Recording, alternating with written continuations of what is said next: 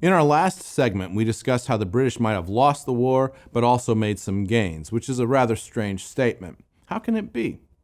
Well, it's the British perspective, and understanding the British context will help us understand the European world at this time.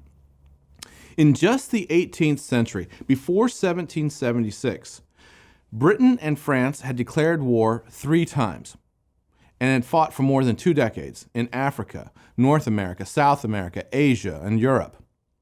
Before 1776, Spain and Britain had declared war 5 times.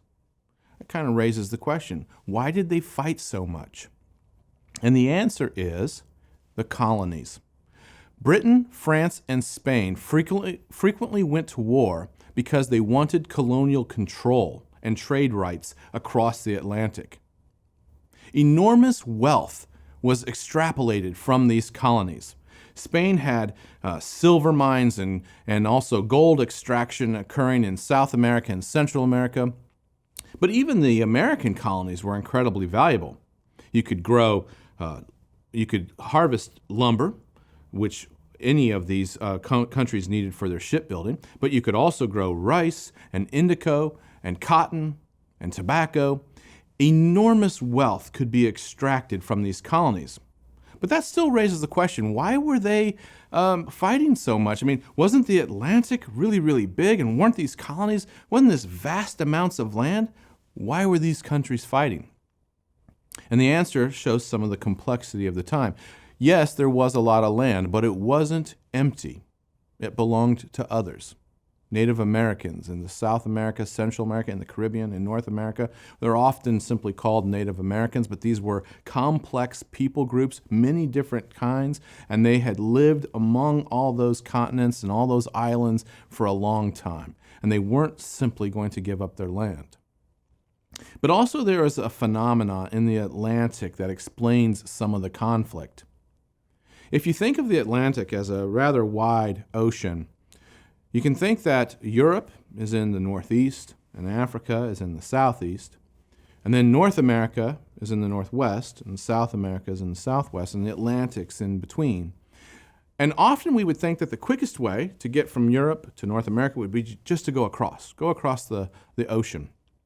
But actually, it was very, very difficult to just cross the Atlantic up in the north parts. The winds tended to blow towards Europe, and also the currents of the Atlantic went towards Europe and then circled around and then came back around towards South America and then back up to North America. So there was a large movement of water. In fact, if a ship didn't even have its sails up, it would slowly find its way around the Atlantic. And so the quickest way to get from Europe to the Americas was actually to go down by Africa, around by South America, and then back up. It would take like 2 months sometimes to go from Europe to North America, even longer if there was bad weather. So what ended up happening was that Britain, France, and Spain all took the same route. They would all follow the approximate sea route. So yes, the Atlantic is huge, but these countries are using the same routes, and they're always around each other and always in conflict. So that's one of the reasons that these countries, despite how large the Atlantic is, and despite how large North and South America are, nevertheless, they're constantly at war. Those colonies are incredibly valuable, and the easiest route has them in conflict with each other.